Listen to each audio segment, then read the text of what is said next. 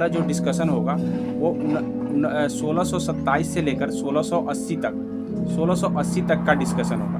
और 1627 से 1680 तक से प्रश्न भर भर के एग्ज़ाम में, चाहे रेलवे हो, चाहे कि एनी एसएससी या एनी कोई भी अदर स्टेट का एग्ज़ाम होता है तो उनमें पूछा जाता है। तो ऐतिहासिक रूप में आपको ये ध्यान रखना है कि इतना जो प्रश्न होता है छत्रपति शिवाजी से जो जुड़े प्रश्न हैं वो पूछे जाते हैं। तो हम उन्हीं चीज़ों का डिस्कशन आज के वीडियो में करेंगे और बारी बारी से अब हर एक टॉपिक पर लगातार वीडियो बनती रहेगी। हर एक सप्ताह में एक वीडियो, कम से कम 1 से 2 वीडियो तैयार होता रहेगा। तो हम उन चीज़ों को कंफर्म करते चलेंगे जो चीज़ हमारे माइंड से उतर गए हैं या पहले से सुने हुए हैं, हमारा क्लियर नहीं हुआ है। क्योंकि कोई भी एनी एग्जाम के लिए आपको ये सारी चीज़ हमेशा रिवाइज होना चाहिए। इसके लेकर के आपको जो चीज़ छूट गया है या जो चीज़ नहीं जाने हैं उस सब चीज़ों को जानना है। तो चलिए हम आज चलते हैं छत्रपति शिवाजी। सबसे पहले उस डेट का याद करते हैं 1627 को ही इस छत्रपति शिवाजी का जन्म हुआ। इस बात को ध्यान रखना है। और इनका जगह पूछा जाता है कि कहाँ पर जन्म हुआ था, तो शिवनेरी का किला था। शिवनेरी याद रखिएगा, शिवनेरी का किला में इनका जन्म हुआ था। और इसी शिवनेरी के किला में इनका नाम शिवाजी इसलिए पड़ा था क्योंकि वहाँ पे एक शिवनेरी नाम की कोई देवी थी, उसी के नाम पर शिवाजी का नाम पड़ा था। आइए इनके परिवार से जुड़े कुछ प्रश्न एग्जाम में पूछे जाते हैं तो हम उनको जानते हैं। शाहजी भोसले इनके पिताजी का नाम था।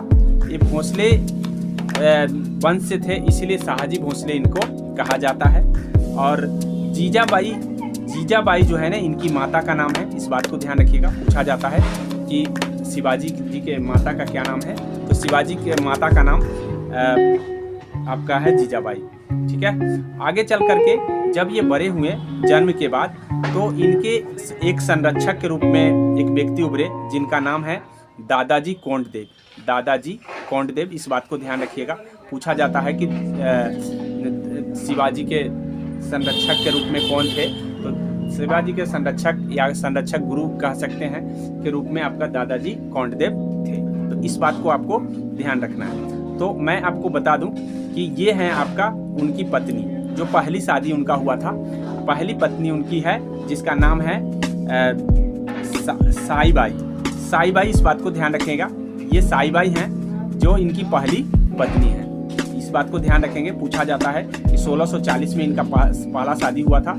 हालांकि इनके 6-7 पत्नियां हैं, बट कुछ पत्नियां जो चर्चित हैं उनका नाम आपको याद रखना है। 1640 में इनका पहला शादी होता है और इनकी पहली पत्नी का नाम साईबाई है। इस बात को ध्यान रखिएगा। ये शाहजी भोसले हैं जो उनके पिताजी हैं। इस बात को ध्यान रखेंगे कि उनके पिताजी का नाम शाहजी भोसले था। ये उनकी माता है, माता का नाम जीजाबाई, जो कि अभी हम बता दिए हैं। ये जीजाबाई हैं जो इनसे जो है ना पूछा गया है प्रश्न एग्जाम में कि शिवाजी के माताजी का क्या नाम था, और माताजी का ही असर रहा है जो इतने वीर पुत्र जो है ना उनका जन्म हुआ, क्योंकि माताजी इनके काफ़ी करियल स्वभाव के थे और इसी का जो असर हुआ जो शिवाजी पर पड़ा था। तो इस बात को ध्यान रखेंगे।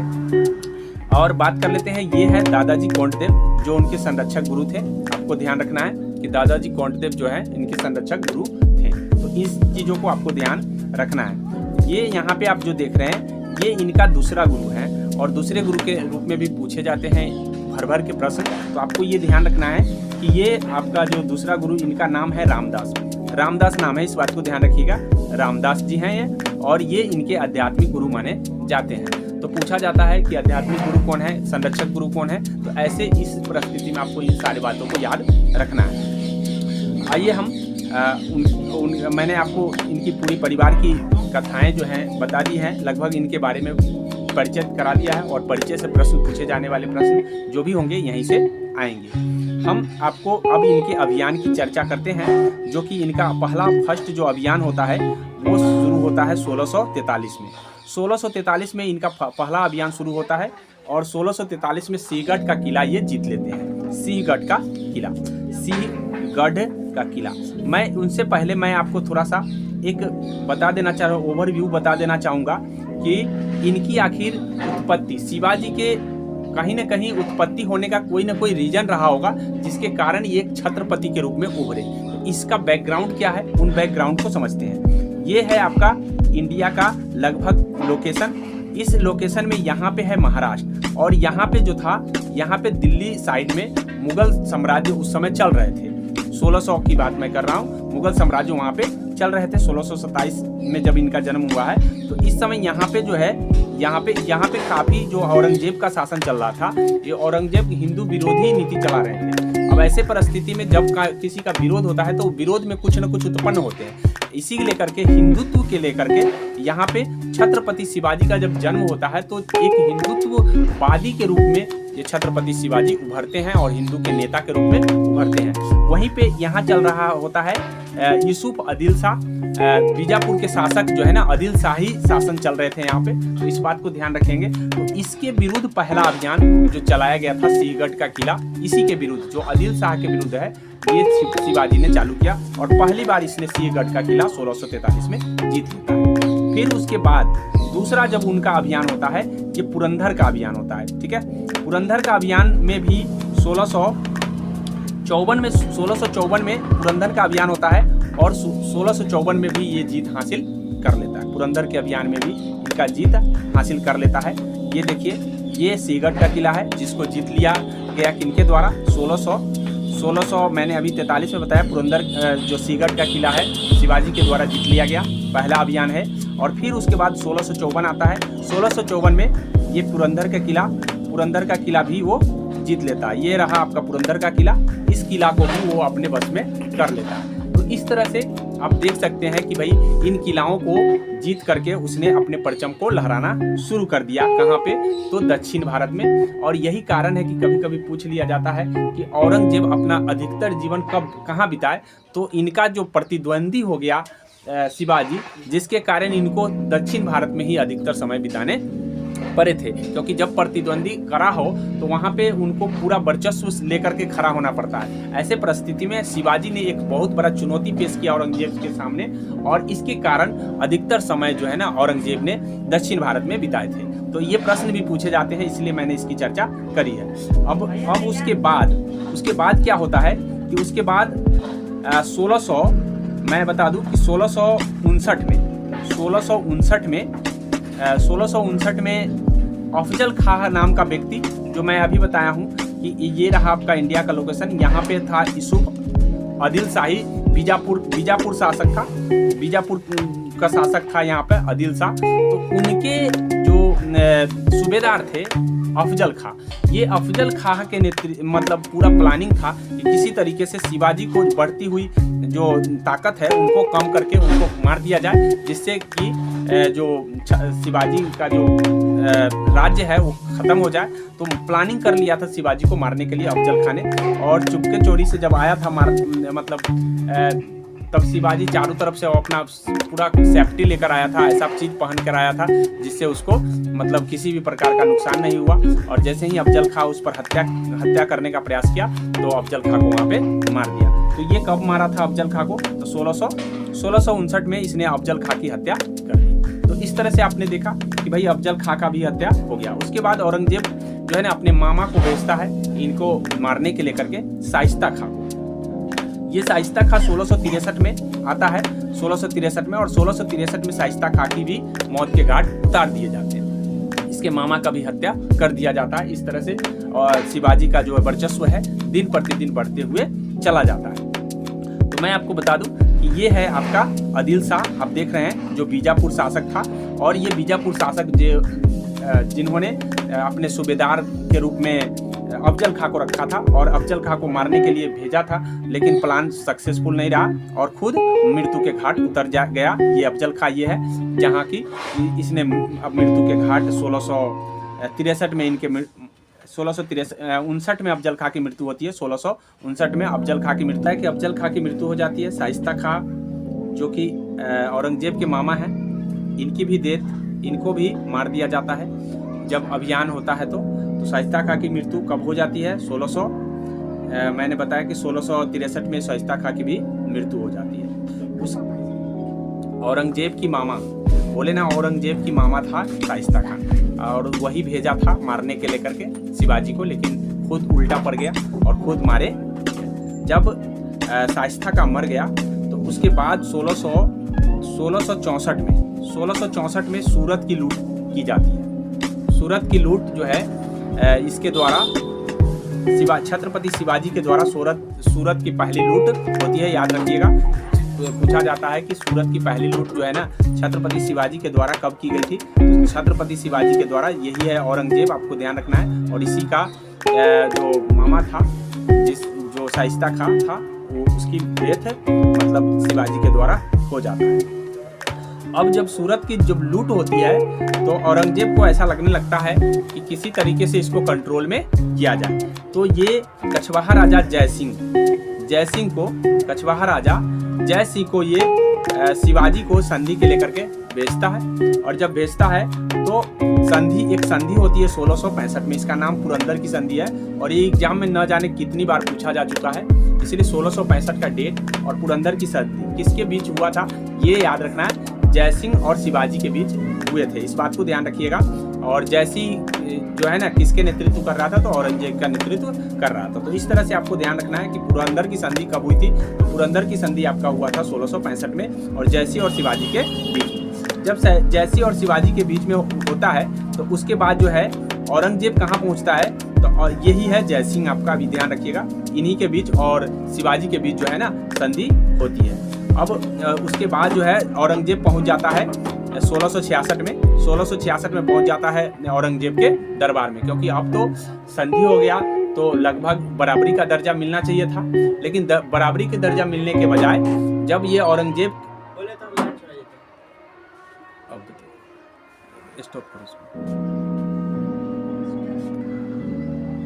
1666 में औरंगजेब के दरबार में शिवाजी जाता है।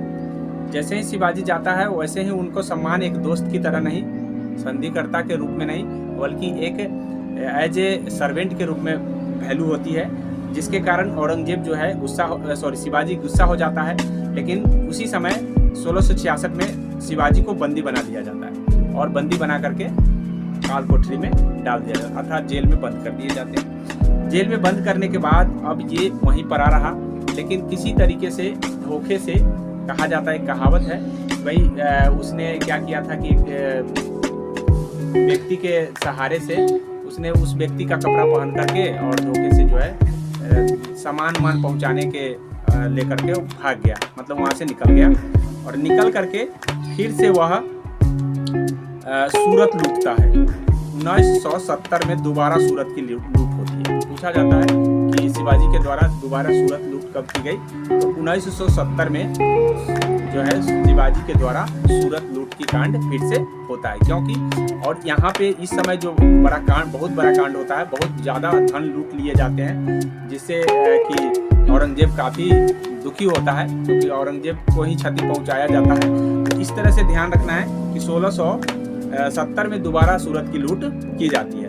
और उसके बाद 1674 आता है, सूरत दोबारा लूट, ठीक है। और ये है आपका फिर से 1674 में राज्याभिषेक, अर्थात फिर दोबारा जो है अब राज्याभिषेक होता है इसका। और राज्याभिषेक 1674 में पूछा जाता है कि औरंगजेब का जो राज्याभिषेक हुआ कब हुआ, तो ये डेट पूछे जाते हैं, इसलिए ध्यान रखना है।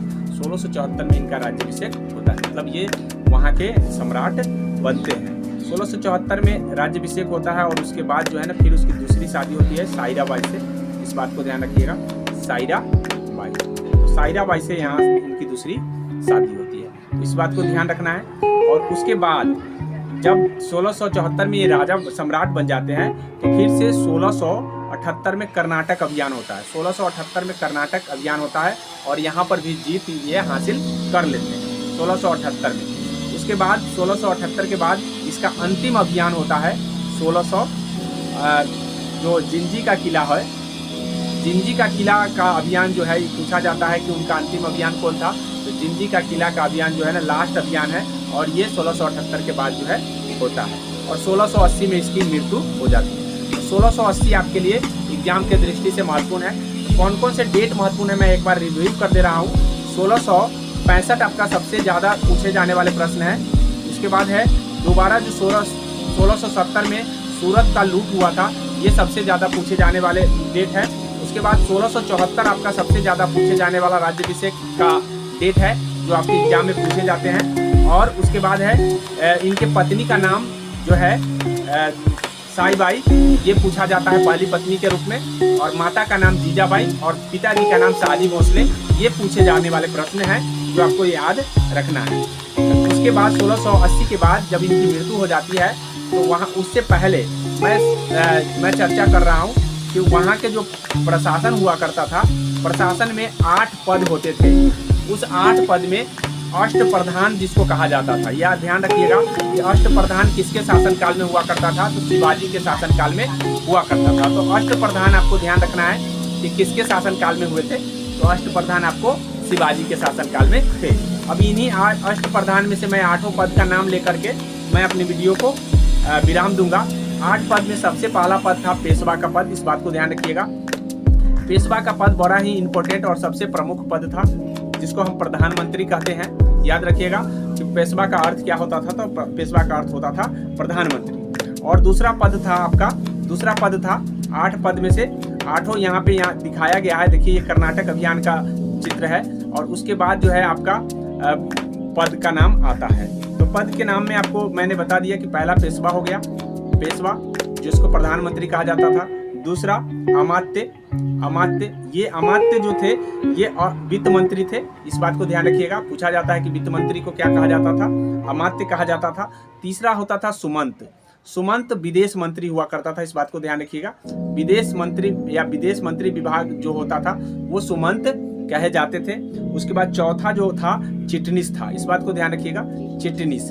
और चिटनीस का मतलब है पत्राचार विभाग को चिटनीस कहा जाता था। तो चिट्टे से आपको समझ में आ गया कि चिट्ठी और चिट्ठी जो होता था वो पत्राचार विभाग हुआ करता था। और ये इससे प्रश्न पूछे गए हैं, बार बार एग्जाम में पूछे भी जाते हैं कि मराठा के शासनकाल में पेशवा क्या किसे कहा जाता था, अमात्य किसे कहा जाता था। तो अमात्य आपको ध्यान रखना है कि वित्त मंत्री जो होता है या अर्थ मंत्री होते थे, और सुमंत जो है विदेश मंत्री होते थे, वही चिटनीस पत्राचार विभाग होते थे। उसके बाद सेनापति हुआ करता था एक, और एक न्यायाधीश होता था, ठीक है, इस बात को ध्यान रखेंगे। और एक पंडित राव होता था, पंडित राव आपका धर्म के काम काज के, पंडित राव जो है धर्म काज को देखता था। और एक होता था वकिया नवीस, वकिया नवीस से कई बार पूछा गया है, वकिया नवीस, इस बात को ध्यान रखिएगा। और वकिया नवीस का काम क्या था, तो वकिया नवीस का काम था गुप्तचर करना, मतलब गुप्तचर विभाग से ये संबंधित था। तो मैंने सारे पद बता दिए हैं और इतना से प्रश्न पूछे जाते हैं। हम अगले वीडियो में आपको पेशवा के बारे में बताएंगे। जैसे ही पेशवा के बारे में बताएंगे आपका मराठा साम्राज्य क्लियर रहेगा, हमेशा किसी भी प्रकार का प्रश्न पूछा जाएगा, दिक्कत नहीं।